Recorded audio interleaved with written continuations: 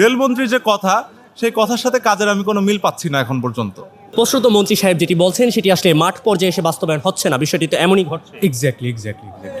প্রত্যাশা তো সবসময় ভালো কিছুই করি, কিন্তু এখন বর্তমানে যে অবস্থা, সেই অবস্থা অনুযায়ী আমি মনে হয় ভালো সেবা পাচ্ছি না, আশানুরূপ সেবা পাচ্ছি না। কারণ দেখেন, টিকিটের যে দাম, যে মূল্য নির্ধারণ করা হয়েছে, সবসময় যে মূল্যে আমরা যাতায়াত করি সেই মূল্য এখন নেওয়া হচ্ছে না, সেই মূল্যের অধিক মূল্য আমাদের কাছ থেকে দাবি করা হচ্ছে।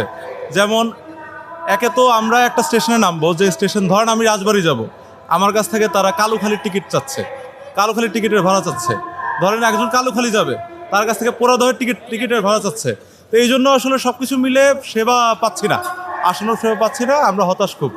রেলমন্ত্রী রবিউল ইসলাম বলেছেন যা ভাড়া তার চেয়ে কম ভাড়া নেওয়া হচ্ছে, মিনিমাম 10-20 টাকা, এবং ভুলেও কোথাও ভাড়া বেশি নেওয়া হচ্ছে না। এই ব্যাপারটিকে আসলে কি মনে করছেন?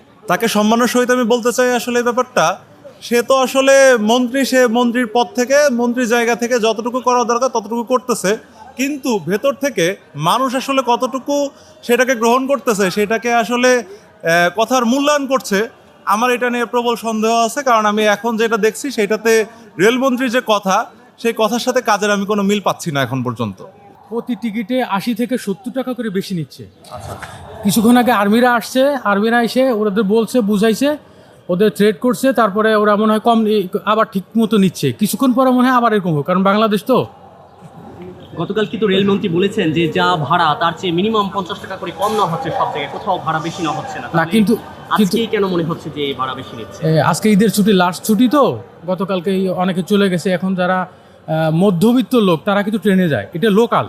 তো লোকালটা আসলে যায় কারা? মধ্যবিত্ত লোকরা। যেমন ফরিদপুর যাব আমি, ফরিদপুরে ভাড়া হলে 130 টাকা, সেখানে যদি আমাকে 70 টাকা বেশি দিয়ে 200 টাকা দিতে হয়, তাহলে তো আমার সারা রাতটা থেকে, আমার ঢাকা থেকে আমার লাভ হলো, আমি বাসেই চলে যেতে পারতাম 100 টাকা বেশি দিয়ে।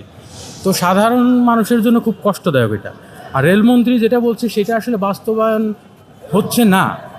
আমি মাত্র শুনলাম যে এখন ঠিক হচ্ছে, কিন্তু আসলে কতক্ষণ এটা থাকবে এটা আসলে জানি না। অর্থাৎ স্পষ্টত মন্ত্রী সাহেব যেটি বলছেন সেটি আসলে মাঠ পর্যায়ে এসে বাস্তবায়ন হচ্ছে না, বিষয়টি তো এমনই ঘটছে। এক্স্যাক্টলি।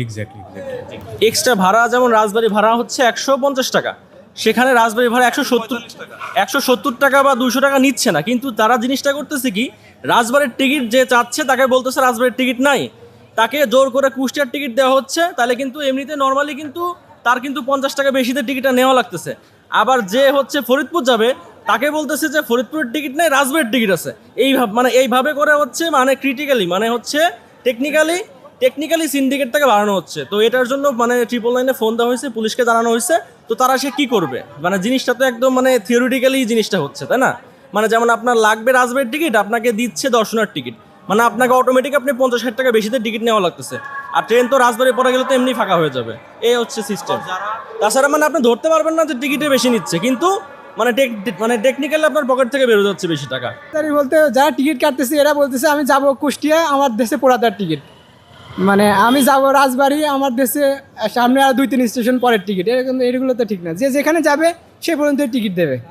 ভাড়া ওই অতিরিক্ত, মানে ওই কয়েক স্টেশনের জন্য ওনার কাছে অতিরিক্ত ভাড়া নিচ্ছে আর কি।